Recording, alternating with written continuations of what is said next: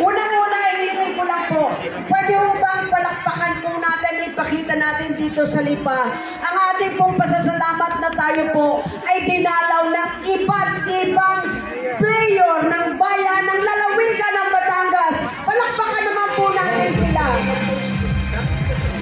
Mga mayors, maraming salamat po. Palakpakan po natin ang ating mga representatives na mga congressmen. Lipeño, palakpakan naman po natin sila. Hindi ko na po papakahabaan. Kanina po nung ako'y papasok din nakita ko po kung gaano kaliligaya ang inyong mga mukha. Nakita ko si nanay, si tatay, kahit na medyo may edad na, ay sadya'y naglalakad at gusto ko talagang maging maligaya at makaramdam ng kaligayahan ng Barako Fest. Pinakamaraming nakita ko mga bagets! Palakpakan nga dito yung Gen Z! Palakpakan nga dito yung mga millennials!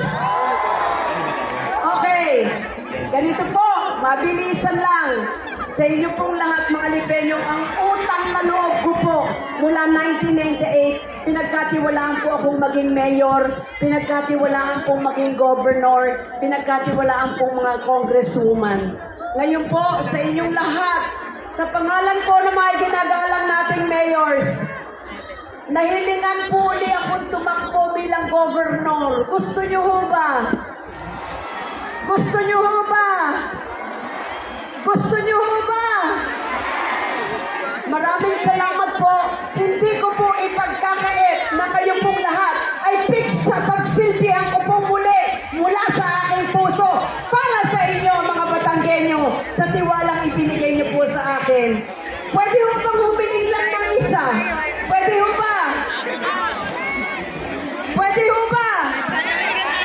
Kung ako naman ho ay bibiyayaan ng Panginoon Diyos na magsilbi uli bilang nanay ng lalawigan ng Batangas. Tulungan niyo naman po ako. 3 taon lang. Mapagaan ang trabaho ko nang sa ganon mas mabilis kong maibalik ang serbisyo sa mga Batanggenyong nagtiwala sa akin. Pwede ho ba? Pwede ho niyo ba akong tulungan?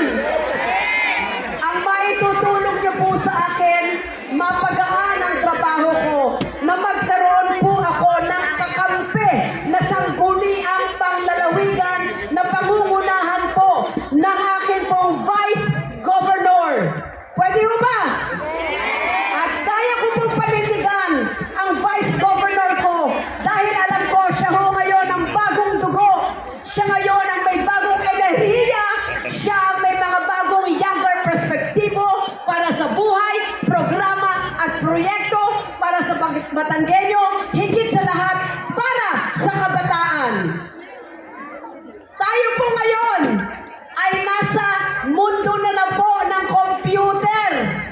Lahat tayo hindi kakayanin yan. Kailangan ng bagong dugo at kailangan ko po ng tulong ng bagong dugo.